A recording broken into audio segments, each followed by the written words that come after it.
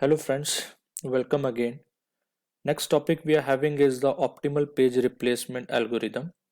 So we have already completed the two techniques of page replacement algorithm, that is FIFO and LRU. Last technique we are left is the optimal page replacement algorithm. So let's see the working of optimal page replacement algorithm. So this algorithm replaces the page that will not be referred by the CPU in the future for longest time.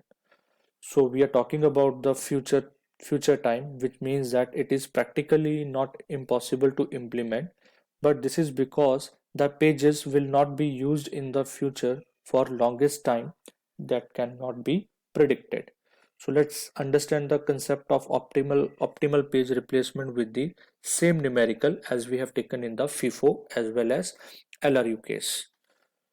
So the question was, the page a system uses three page frames for storing the process pages in the main memory. It uses the optimal page replacement policy. Assume that all the page frames are initially empty. So what is the number of page faults that will occur while processing the page reference string given below? So number of pages are given as the reference string. So also we are going to calculate the hit ratio as well as the miss ratio. So let's solve the numerical and understand the working of the optimal page replacement. So before we start with the numerical, the initial scenario of the main memory is empty only. So consider that there is no page number in page inside the main memory.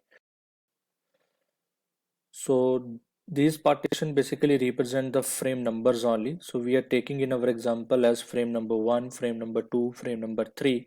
In any of the way you can start, you can consider this as the frame number 1, frame number 2, frame number 3. So initially the scenario is empty only. So let's start. The very first page number we are having is page number 4. So it was empty. It means that CPU is not going to get this page number 4 directly inside the main memory. So it will be considered as the page fault. If there is page fault, we have to do the service of this particular page number 4. For doing the service part, operating system will look inside the hard disk, and from there it is going to get the page number 4 of that particular process and will bring into the main memory.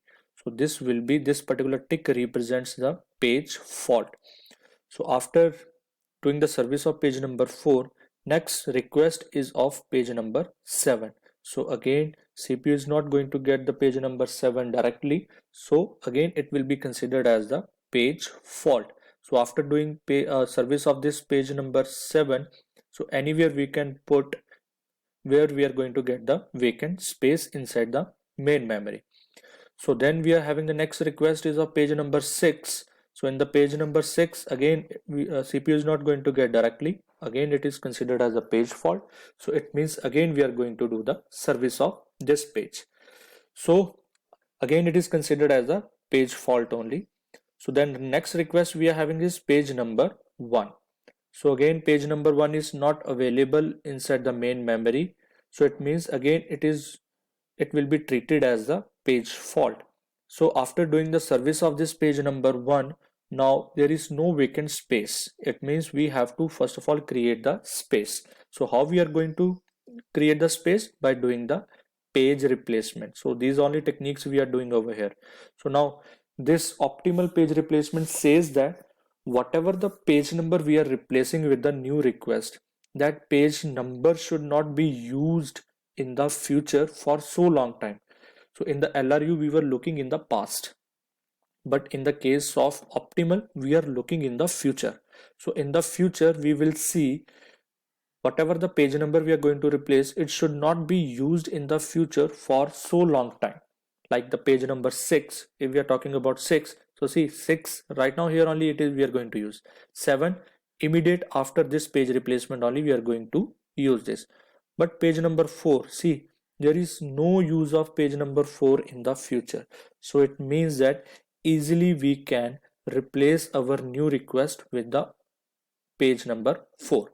So see at the place of page number 4, in the frame 1 we have replaced our fresh request, but again it is a kind of a page fault only.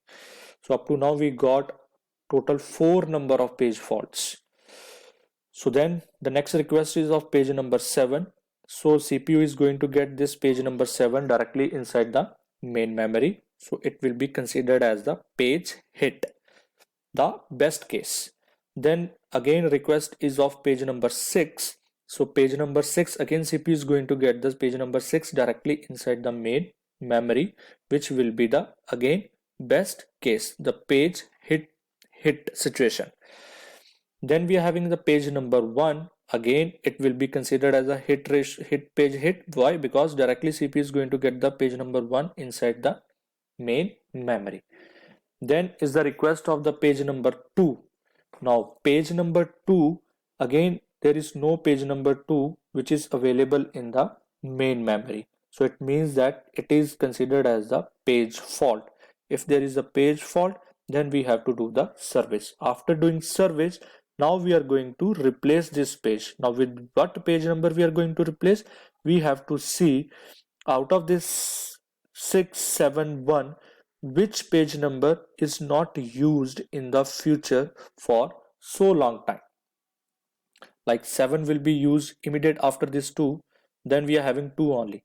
It means with what page number we are going to replace? 6. Why? Because 6 is not we are going to use in the future for so long time. So this 2 will be replaced with the old request, that is 6. Then we are having the next request is of page number 7. So directly we are going to get that page number 7 inside the main memory. So it will be considered as the page hit. Last request we are having is the page number 2. See, CPU directly going to get this page number 2 inside the main memory.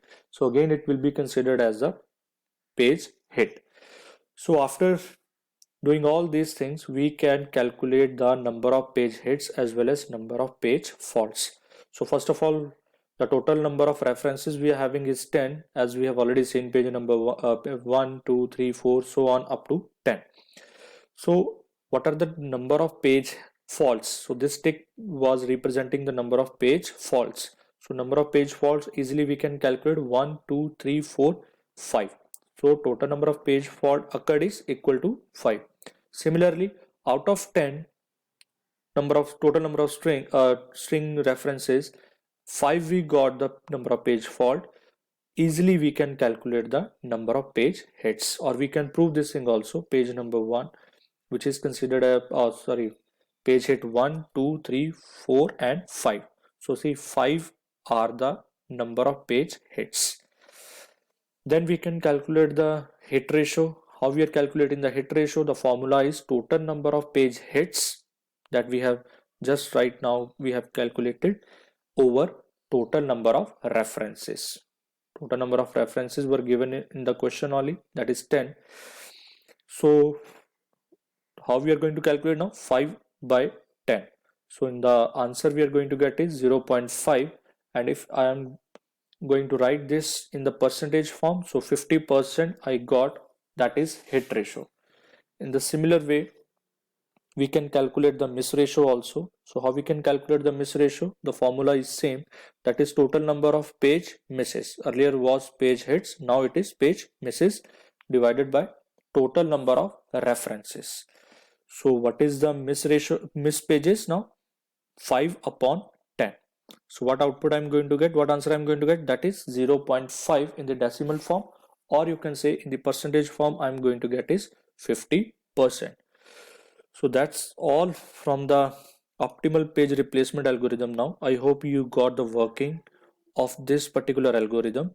So thank you so much.